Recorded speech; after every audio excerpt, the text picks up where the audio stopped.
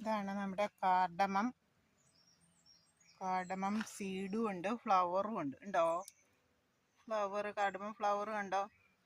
വൈറ്റിലും magenta ഡിസൈനൊക്കെ ആയിട്ട്. ഇതിപ്പോൾ നമ്മുടെ സീഡ് എടുക്കാറായിട്ടുള്ളതാണ്. ഇതാണ് ഇവിടെ പ്ലാന്റേഷൻ. ഇപ്പോൾ ചുറ്റും വളമൊക്കെ ഇട്ട് കൊടുത്തേക്കുവാണ്. ഇതുണ്ടോ?